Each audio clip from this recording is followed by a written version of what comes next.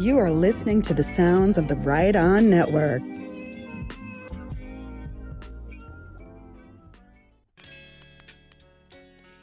Hello, and welcome back. This is episode 8 of 30 Minutes to Get Back, a podcast where we cover Peter Jackson's docuseries Get Back 30 Minutes at a Time. My name is Chris. As always, I am joined by AJ. AJ, how are you tonight? I'm doing quite well. I've been this young, never been this young before. I never needed anybody's help anymore. Yeah. Something like that. And, yeah, something like that. Yeah.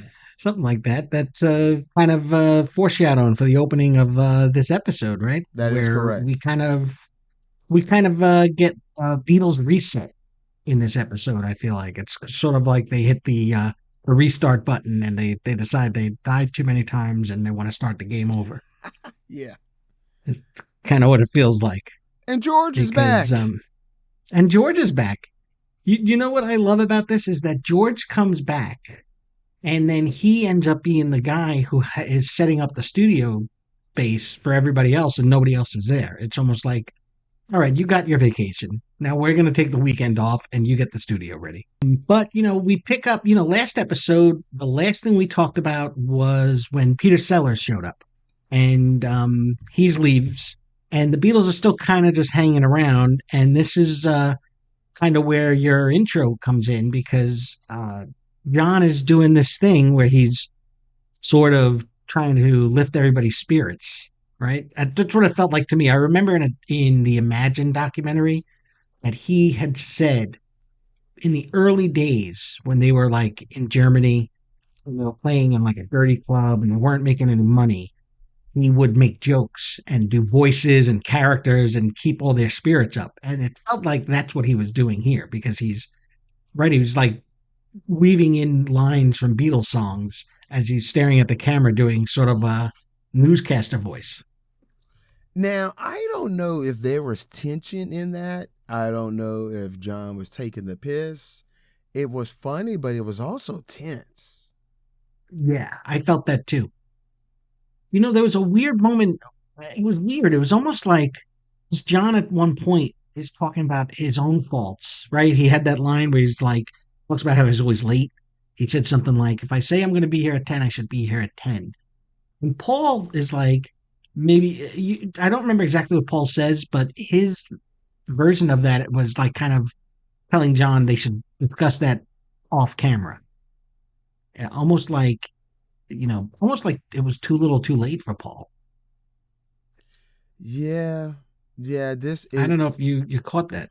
Yeah, I caught that. And you know what, Chris, I'm going to have to break format for a little bit because I think we do need to go into this feedback because it's about things that led up to this event.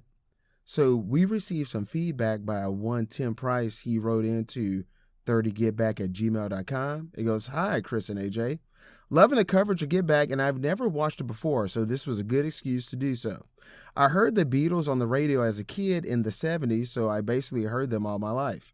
They were still new enough for pop radio to play them regularly, I think, and classic rock stations didn't exist yet or were playing music only 10 years old at the time.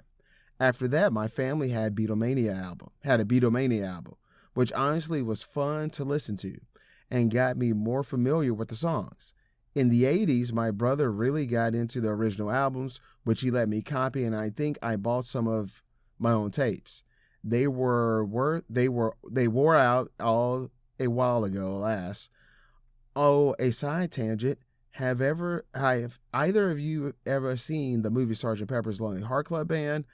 I have the dubious honor of having watched it in the theaters, but they tried really hard, and my wife is a diehard Bee Gees fan, so I wouldn't badmouth it too much. For these 30 minutes, I was really struck by one moment early into it, shortly after Paul joins Ringo in the studio. Paul says, and then there were two, where everybody gently laughs, but then Paul puts his fist to his lips like he's biting back tears, totally overcome by the emotions of what might be happening to the group. The camera just sits on him for almost a minute like that. That was rough. And yeah, I was scared to talk about it, Chris, because it was rough for me to watch. Yeah, that was a great instinct to pop that in there because this moment kind of continues that probably feeling that Paul had. And yeah, that was a powerful moment. I kind of almost felt like maybe I wanted to overstep it too, because, step over it because it was one of those things where you could see the realization, I guess, on Paul where this is the end. And even though he talks about it a lot, I think where he wants the band to be together, but he also kind of comes across like he thinks he can do it on his own. That's a moment where you see him actually not want it to end the way that it's ending. That you could see that kind of trepidation of, is this really it? Like Tim said. So, did you see the original version of this output? Do you think that was on there with them holding the camera on Paul, like darn near fighting back tears? I haven't seen it in a very long time, so I don't remember if they hit that. But So, go ahead. I was just going to say, that's just the power of Peter Jackson being able to tell a story. Yeah, I mean, at some point we may have to take some time to talk about the actual like storytelling he's doing here because it's not just what's happening. It's not like he's just a stenographer and he's just, giving us all the information, like just showing us what happened, like he's archiving it. He's weaving a story here. And Uh, that's part of it, that moment. Another thing that struck me was Ringo arriving before the rest, circling back to the Mm. Bee Gees in one of the documentaries of them. Again, my wife is a big fan. They had their own breakup when Barry and Robin had a big disagreement. One day, Maurice showed up at the studio and realized, I'm the only one here. The breakup became real then. Seeing Ringo by himself felt a lot like that. The parallels between Ringo's and Maurice's place in each group is pretty evident. And even more so when John calls to talk to Paul and leaves Ringo behind while he's waving to get Paul's attention. I really felt for him. This documentary has been fascinating, and I've really appreciated your coverage because I'm missing things that you guys catch or have the background knowledge. I don't. It's been a great listen. Thanks. See you at the clubs. Tim, thank you for writing in to us. But that was great. That was great. Thanks a lot, Tim. Um, yeah, Ringo's the consummate professional. He just always seems to be showing up on time. Because he's having just as much fun as them out the studio and all this stuff, and he can show up on time. Come on. Yeah, he knows. He's the adult in the room, I think. Except that one time I think when he showed up with a parrot on his shoulder, but Yikes. so yeah, so this is that moment, right? This is the kind of end of this monstrous space that they're recording in. Right? They've decided, right? Because the next day George is coming back from Liverpool and they're gonna have a meeting. And the result of that meeting is that they cancel the idea of making a TV special, and they're going to turn it into a feature film, and they're going to move out of Twickenham, and they're going to go to Apple Studios. Yeah, I thought it was that interesting in how, okay, we can make these arrangements and still fulfill our duties to a contract, I guess, where it's like, okay, we're going to keep filming, because I was thinking, well, why are they still filming? We're going to use this footage to make a movie, and that'll satisfy, like, we're on a 3-picture deal. We gave you help. We gave you A Hard Day's Night. We're going to give you this, and we're out of that deal. Bam, we got that taken care of. We're going to do a live performance. We're changing venues. So, yeah, this was a good little settlement. And Paul, I believe he said number 9, because the White Album is still fresh on the mind with them. Mm-hmm. If they were playing by the rules, they would be in gym class. No, that's Ferris Bueller. If they were playing by the rules, they would be touring the White Album right now. Yeah. Yeah, that definitely is still a big piece of what they've been doing. And you can see I know the White Album is very crazy, but you can see some of the bones of what they're trying to do now in the White Album, because the White Album does have a lot of kind of bare rock songs on it, as well as a lot of the more elaborate tracks. Yes, sir. So they're definitely in that direction. And Apple Studios was set up by our old friend Magic Alex, I laugh every and time I he see is that. he is just not good at his job because right when George and everybody shows up to check out the equipment, they realize that this is not working, and they have to rebuild pretty much the entire studio over the weekend, and they get George Martin and EMI to come in and to fix things. And George's 8-track comes back into play, and they put that in the studio to try to fix it because none of the equipment that I guess Magic Alex put in worked. Even later on, I think we see, and maybe we'll talk about it later, Magic Alex's invention of the dual-sided guitar later on, which everybody seems to have a lot of fun with, but I don't think anybody took seriously. Yeah, it seems like they talk to Magic Alex at parties, and he's talking a great game. And then when it comes to fruition, it's like, did we just get swindled?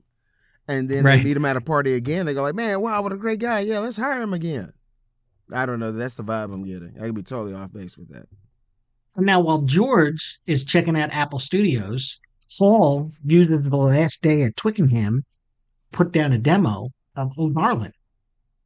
And when I listened to it at this point, I started thinking about English slang because I even think we've heard it in this documentary where men in England will call other men darling because it's not like a romantic term. And sometimes it's done in kind of a tongue-in-cheek way. When I started like interpreting that song as him talking to the guys in the band and not as a love song, where he says, you didn't need me anymore, and I didn't mean to break your heart, and with that scene that Tim brought up with Paul looking on the verge of tears, I just had this really strong sense that this is a coded song about the Beatles and what was going on, not just some random love song that Paul wrote. You just changed my total trajectory of how I felt about this song. I've always enjoyed it, always loved it, and now with you giving me this new information, wow, yeah, that totally makes sense, and it tracks. It tracks to me. It fits right in between the end of Twickenham when he's, on the verge of tears and when they get to Apple Studios. I don't think he writes that song if they move to Apple before he puts that down at Twickenham because it just felt so strongly like he was talking about the relationship with the guys in the band. And it really does feel like this wasn't something he had in his pocket for 4 years and he presented it. It seemed like, yeah, this was raw and it came to him because I know like the story behind this before they actually recorded it for Abbey Road. He was like, okay, I'm going to sing this all throughout the week and try to get my voice kind of not shot, but where then when I perform, I can get very guttural with it.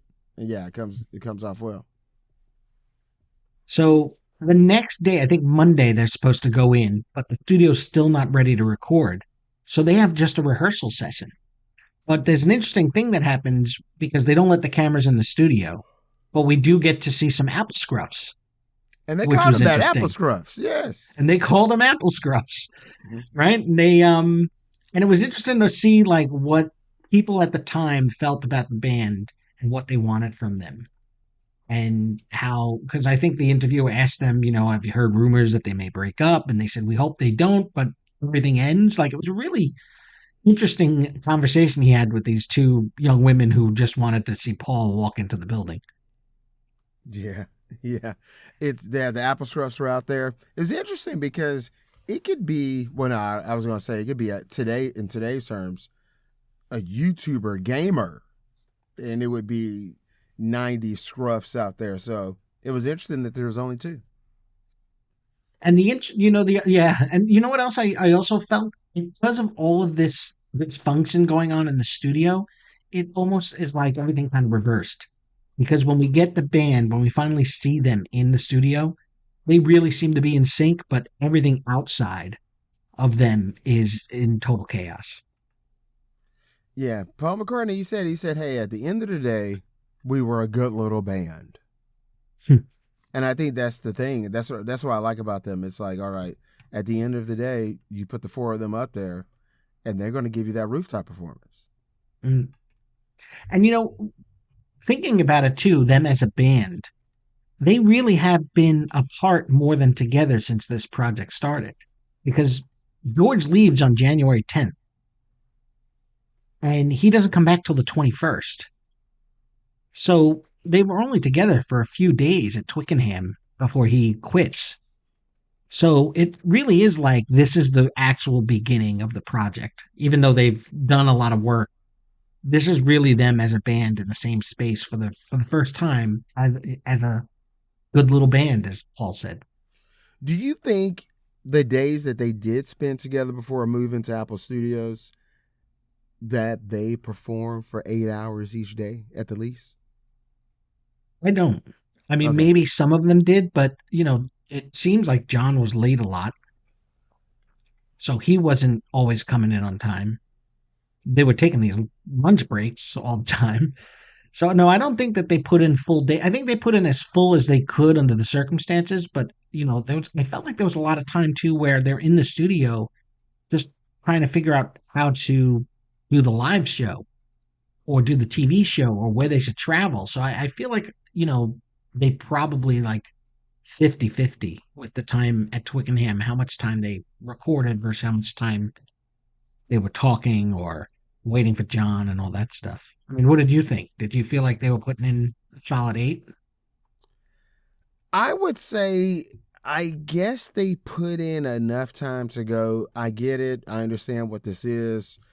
We've played together for a long time, so when John wants to turn right, I know when to turn right. When he wants to turn left, I know when he wants to turn left. So I bet it's enough where, I mean, when you're watching this, you're thinking there's no way they're going to be able to make this performance.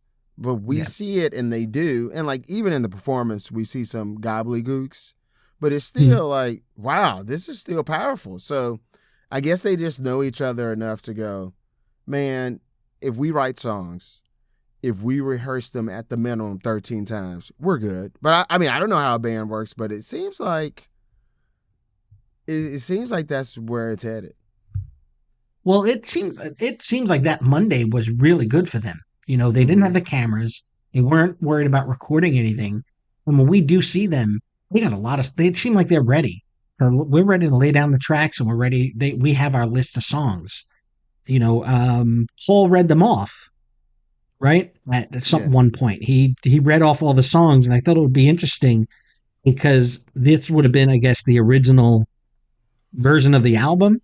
So he called one "All I Want Is You," which is "I Dig a Pony," "The Long and Winding Road," "Bathroom Window," which is "She Came In Through the Bathroom Window," "Let It Be," "Across the Universe," "Get Back to Where You Once Belonged," which is "Get Back," "Two of Us on Our Way Home," which is "Two of Us," "Maxwell Silver Hammer," "I've Got a Feeling," "All Things Shall Pass," which Paul called "Sunrise," and "I Me Mine." So those were the songs they were going to put down for the album.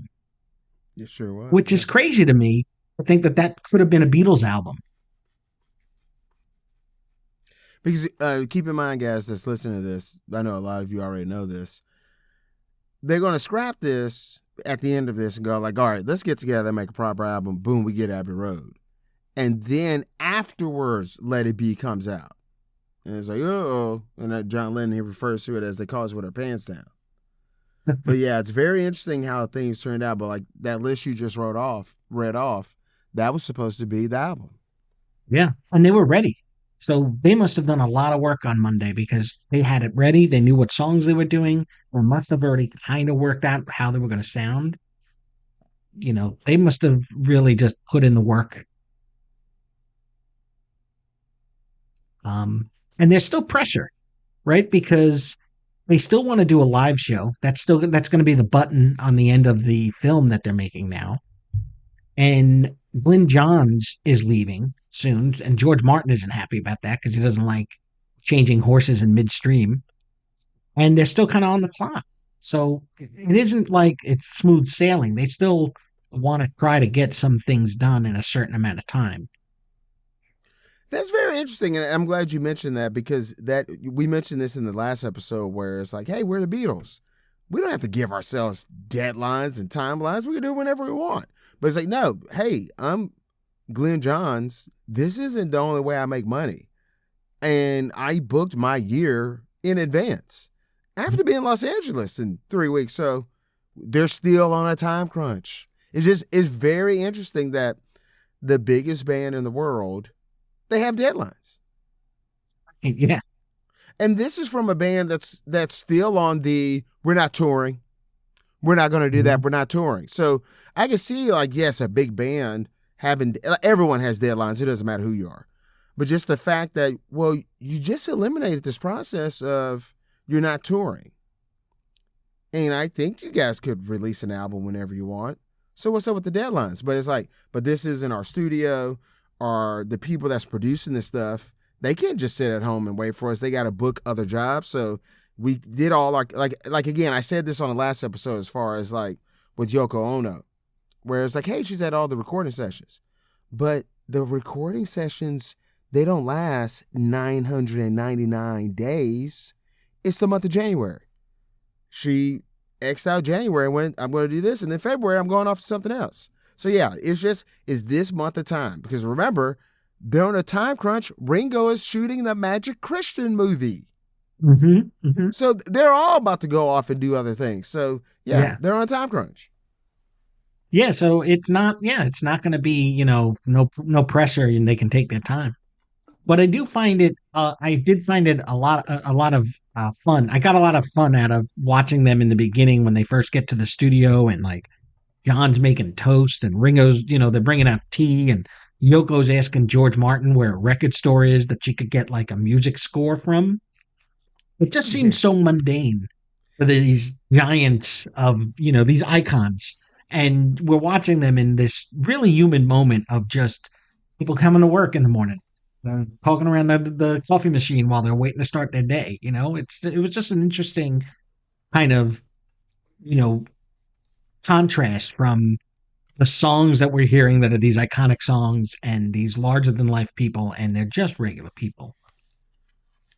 In 1971, in Doctor Who, Terror of the Autons, that opens up the 8th season, the Doctor meets Joe Grant and he goes, "Are you the tea lady?" And she's like, "No, I'm not the tea lady." And they had that in this. The tea lady. They had tea ladies in They this. had a tea lady, yeah. I would not be able to carry that tray. I don't know who all those teas were for. Yeah, we don't need to talk about it now, but I was thinking, what's the American equivalent to a tea lady? But I was like, no, that wasn't a work of fiction. They actually have those. But yeah, pretty cool. Oh, man. Yeah. I'm going to do that. I'm going to do tea, toast, and jam this summer. I'm doing it. That's going to be a thing? Mm-hmm. I think that's a good idea. Because they made it look good. Yeah. It's like when I used to watch Belle and Sebastian, not the band, but the French anime cartoon that came out in the 80s. Every time they ate their bread, it just made it look good. I always called it Bible bread. It makes you hungry. Oh, man. Yeah, sorry. Yeah, that's going to be the summer of tea and toast. Thanks for the tea and sympathy. Mm-hmm. On the first George Harrison album, that's in the thanks. Thanks for the tea. It's in the thanks. I think that means like thanks for sitting down and talking with me. I don't know. Maybe. Yeah, I don't know. So now they're in the studio. They can't record because the equipment still isn't ready. And another thing that I kind of noticed, because I don't feel like the Beatles have a lot of blues songs, but whenever they're jamming, I feel like they're jamming the blues or some kind of psychedelic blues. Because I guess George, is playing guitar, so maybe that's why it always goes that way or something. But it was interesting because they're just kind of horsing around, waiting, and they're singing, I think, lines from the newspaper. Yeah. Because the papers are saying how they were getting into fist fights and they're all kind of upset about it, but they're making a joke about it too. But I don't know. Do you feel like the Beatles are a blues influenced band? Because I've never felt that way, even though I know there are some blues in them. But I feel like every time we watch them jam, they're jamming with a blues flavor.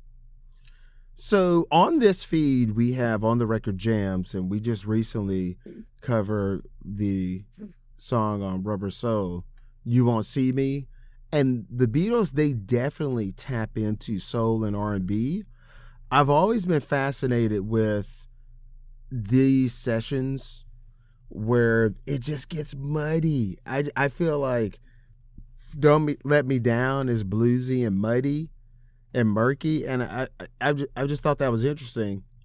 I guess the times were heavy, so you couldn't be Sgt. Pepper's Lonely Heart Club Band or the Magical Mystery Tour because heavy stuff is happening in the world. Vietnam, the assassination of JFK and Martin Luther King. So I guess they just decided to go heavy. But I always was interested in, like, yeah, they get very bluesy. But I think, like, once you get older, then you start, like, looking at your DNA. Maybe that's it.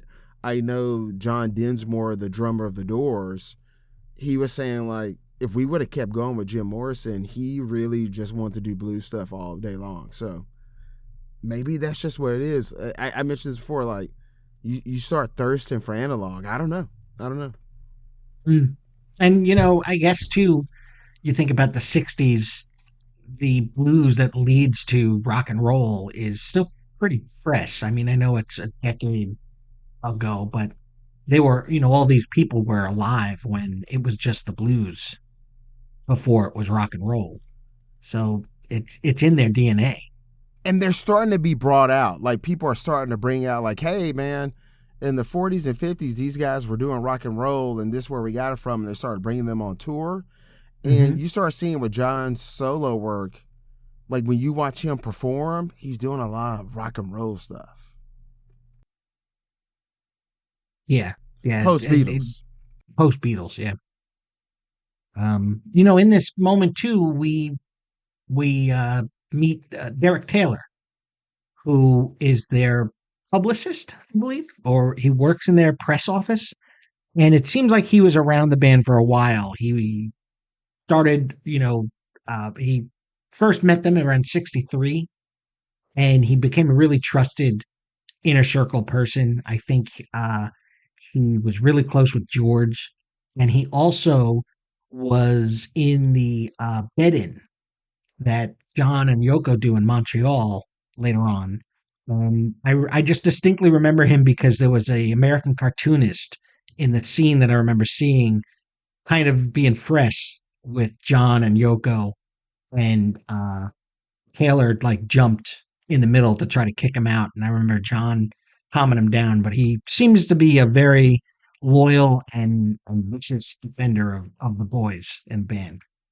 Something I just thought I'd mention him. Something I just discovered maybe a couple of years ago. I didn't realize one of the Smothers Brothers was at that bed-in. Yeah, I remember seeing him at some point. They were very subversive, right? The Smothers Brothers. Maybe they weren't even subversive. They were pretty outwardly expressive of their kind of anti-war feelings. Yeah, as a kid, I didn't realize how radical they really were. Mm. And one of the Smothers Brothers, I think the youngest one, he was like a master at the yo-yo.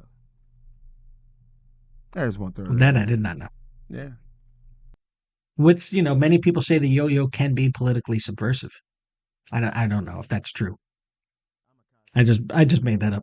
Yeah, I'm a cosmic yo-yo myself. So where we leave off for this half hour is they still can't record anything. They have a set list. They have a track list for the album. And they're ready to go. But the studio's just not ready for them yet. And I don't know, do you have anything else for this half that you remember seeing that you want to bring up? Again, so cinematic, so much narrative in there where it's like, well, we're ready to go, but we can't record another conflict. No edits, no overdubs. And we were talking earlier about the space between us all. They name dropped that. I was like, wow, that was... And George wasn't even there, and they dropped the George line. I was like, that's awesome. the fact that I don't know why, but with John just knowing every lyric, it seemed, to every Beatles song, kind of blew me away a little bit. I was like, you really remember all these songs? Well, you got to think for them, they're saying it over and over and they're hearing it over and over. But I was fascinated by it too because I need to look it up. I'm like, who was all on that track? But I guess they were all in the room. They heard it, yeah. I guess so, yeah. I mean, I'd have to listen to the song again to see if there's any kind of vocal harmonizing going on. But that's all I got. And some Magic Alex. Magic Alex. Magic Alex with his one side rhythm guitar, one side bass guitar. That, man, that just really put it into perspective. Like, Peter Jackson slowly destroying this man's credibility with every time his name is mentioned. And I don't know if that's intentional, but that's what he's doing. Like, he starts out looking like he knows what he's doing, and by the end, they're walking around with a foam guitar that he's showing, that they're showing off that he made. From this point on, I would like for you to refer to me as Magic Alex. When was that declared? And like, even when the guy's not around, they are referring to him as Magic Alex. Yeah. That's some LSD stuff. That's got to be. Yeah, I was just going to say, because we don't want to be confused with Tennessee Alex and Cocaine Alex. Right. So we have to call him Magic. Yeah, Magic Mike. So we have to call him Magic Alex. It's just like, if there's only two people in the room, you can get away with just having a dialogue without saying who's saying what. But if a third person's in the room, you always have to refer to who's saying what. So, right, yeah. Yeah, that's all I have. All right. Well, this was a pretty good half hour. This was kind of optimistic. So, I'm really looking forward to our next block to see if they actually start putting some tracks down. So, hey, be like Tim Price. Write to us at 30getback@gmail.com. George is back, man, and they're ready to go. We're at Apple Studios, and we're just a couple of Apple scruffs talking about some Get Back. Right, Mike? Right, Chris Pine? Yeah. And we're just waiting to catch a glimpse of Paul because he's the cute one. He's the cute one. I think the beard suits him. Yeah, I do too. Bye-bye, everyone. All right, bye, everybody. Hey.